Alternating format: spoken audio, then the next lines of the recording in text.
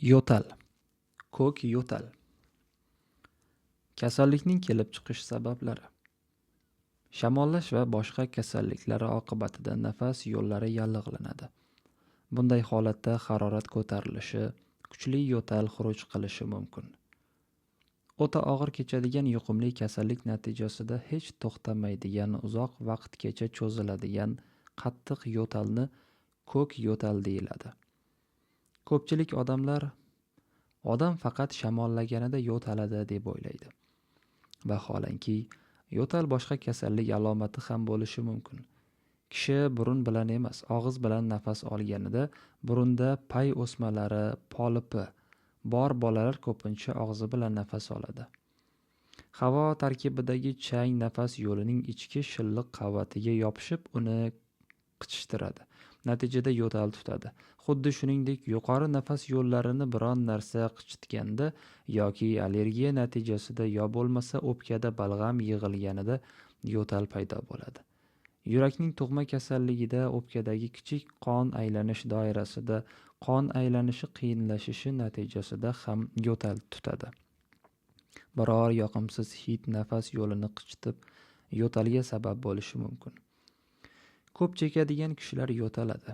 Chunki chekadigan odam bronxlarida shilliqsimon suyuqlik ko'p ishlab chiqiladi. Nikotin bronxlarning torayish, kengayish xususiyatini buzadi. Oqibatida surunkali bronxit paydo bo'ladi. Yo'talganda bronx yo'llari ochiladi. Balg'am tashlashdan keyin nafas olish bir oz yengillashadi. Ko'k yo'talda yo'tal xuruj qiladi. Oxirida og'zidan ko'pik chiqadi. Bu yuqumli kasalliklarda bo'ladi, lekin bunday yo'tal xuruji boshqa yo'tal xurujlaridan farqlanib turadi.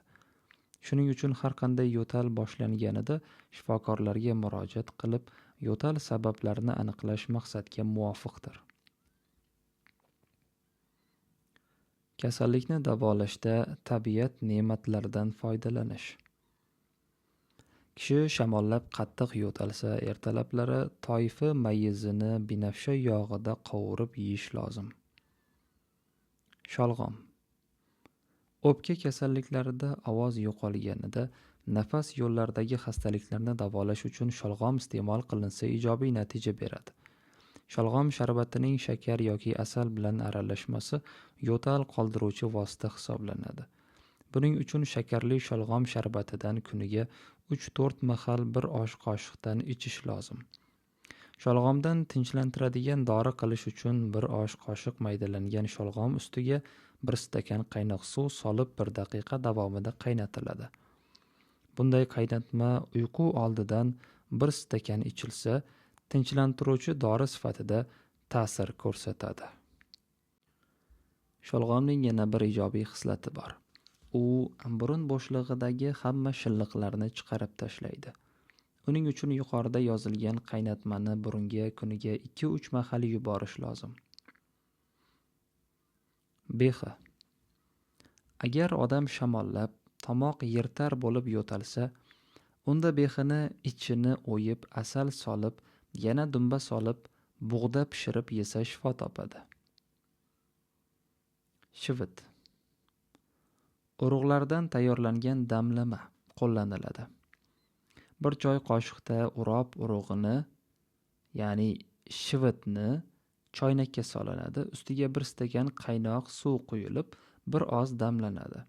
O'z tafti bilan sovitiladi. Suzib olingach, yo'talda kuniga 3-4 mahal bir osh qoshiqdan ichiladi. Bu muolaja yo'talni qoldiradi, shifo beradi. Anjir. Tabobat ilmining sultoni Ibn Sino o'z asarida shunday yozgan: agar kishi shamollash natijasida qattiq yo'talsa, unda unga anjir qoqisidan damlama tayyorlab ichiring. Damlama tayyorlash uchun anjir qoqisidan 15-20 gram olinib, 200 gram qaynoq suvda 30 daqiqa damlanadi. Kuniga 4 mahal 1-2 stakan ichiladi. Zig'ir. Quruq yo'talga foyda qiluvchi yalinadigan dori. Tarkibi zig'ir urug'ini qovurib asal bilan qoriladi va idishga solib qo'yiladi. Qattiq quruq yo'tal bo'lganda ozginadan iste'mol qilib turiladi. Nok. Agar yo'tal zahmati kishida qattiq bo'lsa, xalq tabobatida nok urug'ini qaynatib ichsa yo'tal to'xtaydi. Qora andis. O'rta Osiyo mamlakatlarida tog'li joylarda keng tarqalib o'sadi. Ko'p yillik o'simlik, bo'yi 100-175 sm-gacha yetadi. Gullari tilla sariq rangda bo'lib, savatchaga to'plangan xalq tabobatida qora andis ildizi va ildiz poyasidan damlama yoki qaynatma tayyorlab nafas yo'llari shamollashida va o'pka silida yo'tal qoldiruvchi balg'am ko'chiruvchi sifatida ishlatiladi. Biroq idishga bir stakan qaynab turgan sovutilgan suv quyiladi.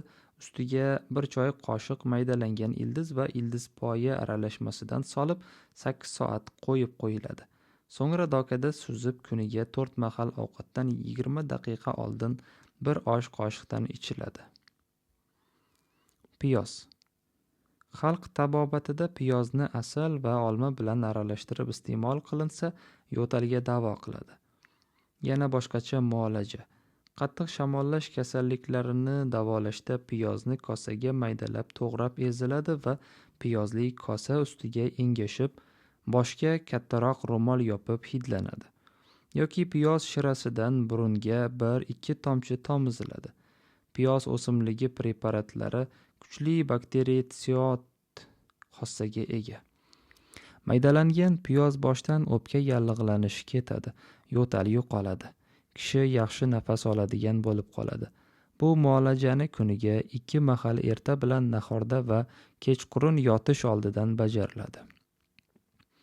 Ko'k yo'talga qo'y qorachig'ini qaynatib, quritib, keyin uni shakar bilan birga iste'mol qilish foyda beradi. Surunkali yo'talga esa qaynatilgan turp yeyish foyda beradi.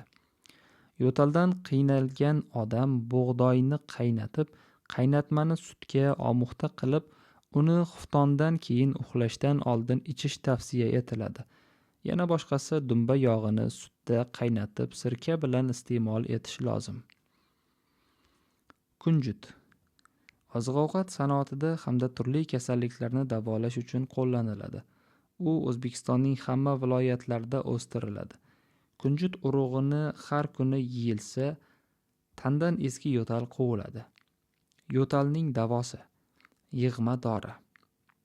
Yangi sariyog'dan 2 osh qoshiq,